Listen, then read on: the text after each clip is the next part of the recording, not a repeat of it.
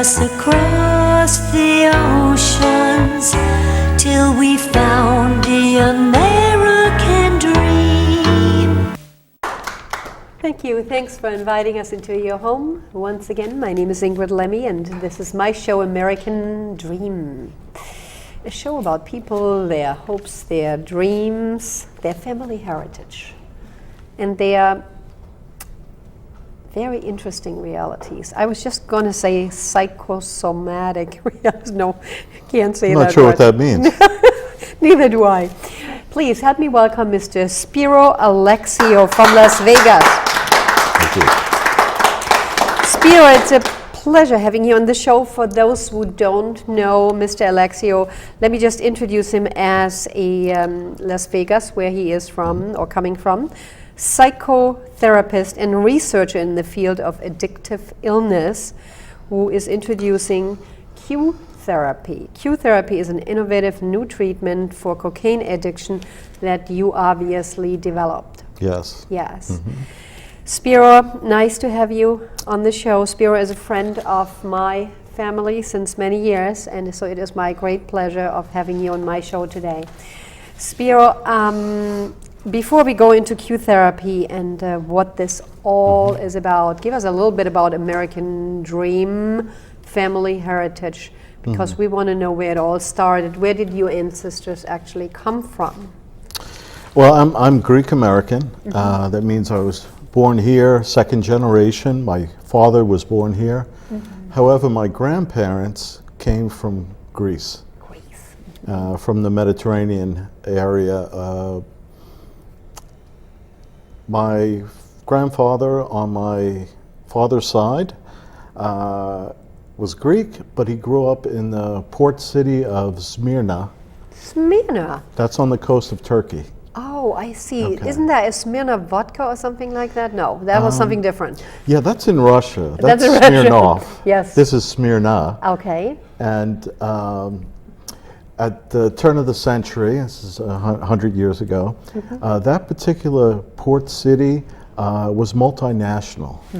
So there were Greeks there were Turks, there were English, Americans, French, Italian, and each nationality controlled a different aspect of the government and also a different aspect of trade. The Greeks, of course, were down by the water. They had boats, and they were shopkeepers. Somebody else ran the schools. The American English ran the schools. So my grandfather, Spero, he was named after me. I was named after him. Yeah, I think you were named after him, yeah. He grew up in this multicultural city on the coast of Turkey. And their his parents had a little confection store, which is pastry, and I actually have a picture of the store. Would you like to see it? Yes, of course. I would love to see it. Yes. I have a little bag of tricks here. Oh, wow. That's neat. Now, You know what? Let me hold this Okay. into the camera, and then you can maybe explain a little bit, because you Sure. can see that as well, right? Sure, I can talk about it while you're Yeah, holding it if please. you want. Well, right over here is a little pastry shop, and I understand that's where their pastry shop was. And of course, here are the boats. And you'll notice that the description on top, now this is a very old photograph. The description on top says, it's in French, I don't speak very well, Souvenir de Smyrna, and then it talks about the National Bank of Greece, right? But right below that is a Greek description of the same thing. I can't read that, it's all Greek to me. But We got you. That gives you a sense of the multicultural aspect of this city. Now, at 17, the Turkish government decided, that they wanted only Turkey. They wanted to get rid of all these different nationalities. And at 17, my grandfather was asked to join the Turkish army to help get rid of everybody else. And as a Greek, he wasn't particularly interested in that. And since in his shop, he had met French Navy soldiers and everybody. The French always went to his shop for pastry. He got a hold of a French sailor's uniform, and he and his buddy jumped on a French ship heading out away from Great Smyrna. story. Great story. Now, apparently the captain found out at some point and didn't want to turn around and bring these two guys back. Of course, it took them a while to figure it out because they spoke French, right? Yeah, yeah. And so they said, oh, well, you could stay with us and we'll drop you at Marseille.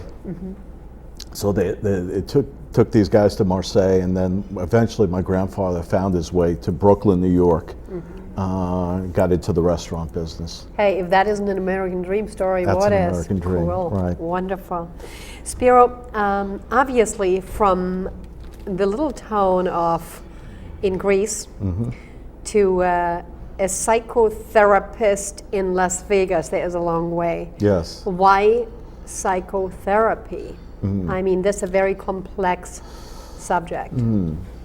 Well, How did I'm you really get a there? combination of that grandfather who liked to cook and was very creative, and my father who was an academic and mathematician.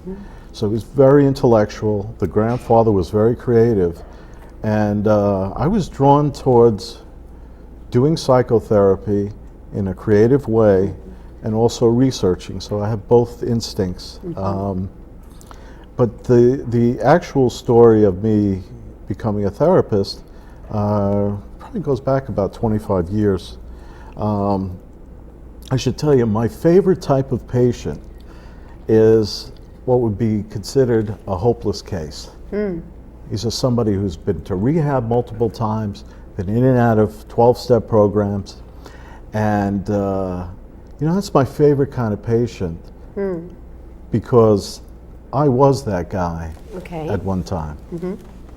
And probably for maybe 12 years, from maybe 1984 to 1996, I went to multiple rehabs and thousands of AA meetings. And I kept thinking that something was missing, that somehow all this treatment, though it was well intended, was missing something, right? Eventually, I just gave up and I went into a long-term treatment program in Buffalo. I see. Okay. And 14 months of treatment, and I was voted the most likely to succeed, you know. And a funny thing happened the second day I was on my own. Can you guess what that was? No. I relapsed Oh, really? after 14 months. And, I was so distraught. It was an accumulation of all these failures. And I had to be hospitalized in a psychiatric hospital because I was devastated. But that moment, though, at that moment, after spending over a year in a treatment center, I was convinced that they had not figured out what I needed, what kind of treatment I had needed. So although it was in AA, they'd call it a bottom, it actually propelled me then to start finding my own answer to the riddle of my relapses. That's a good book title, Riddle of My Relapse. Okay. So I continued in Buffalo. I started to study psychology. And during that time in Buffalo, I was taking an advanced class in psychology, and I had an epiphany. Is that the right word? A light bulb went off in my head. Yeah, Right. a light bulb, yeah. And I suddenly realized what I needed to do. Boy. Yeah. Can you hold Yes. your thought right here? We have to take a break, everybody, and we will be back in a moment. You can't put a price on true love. But in the end, every little girl has a dream. And though over time the details may change, one thing still remains the same. The feeling she gets walking down that aisle. Come experience your dream at Gurney's Inn in Montauk.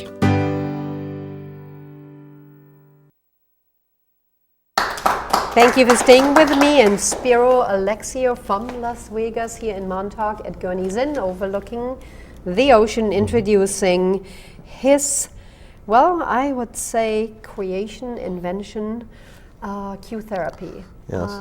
Spero is a psychotherapist who is practicing and also a researcher. Yes. And we were as far as saying that there was an epiphany, is the word.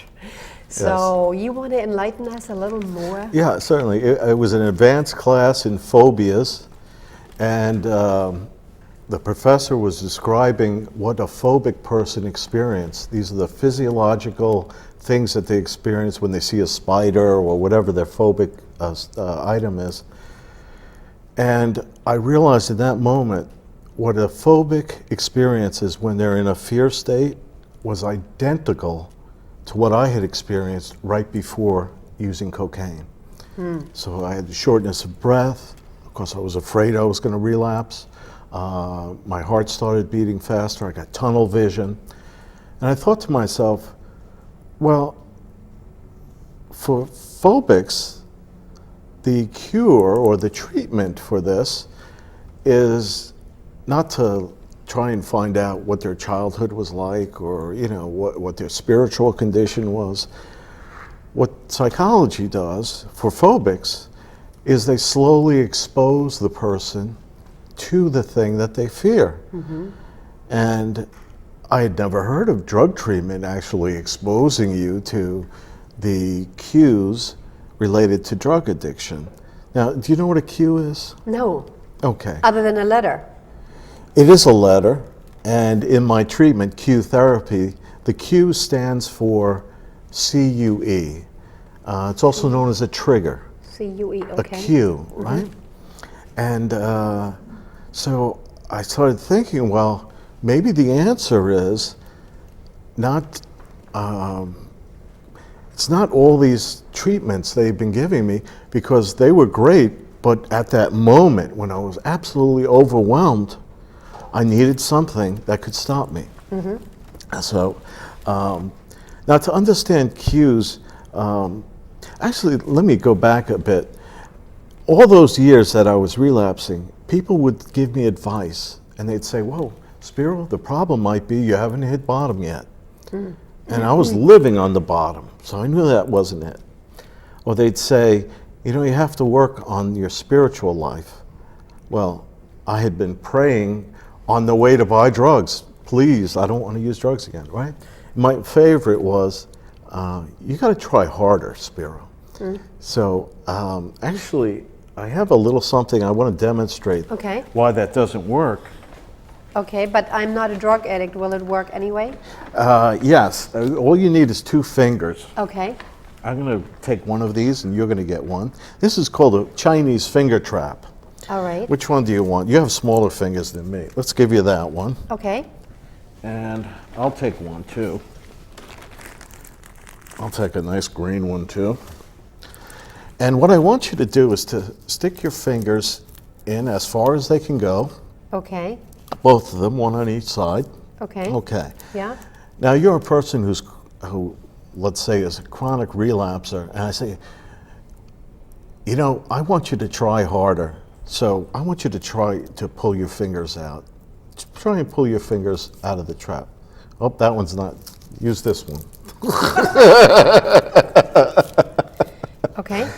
Live TV. Stick your fingers in there. Okay. Now stick them in as far as you can go. Okay. All right, now pull them out. Okay.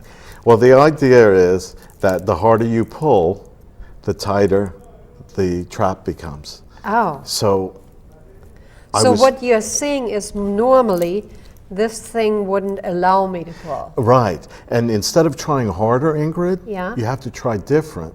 And the different is you push in and pull them out. You see that? Ah, I see. So I realized that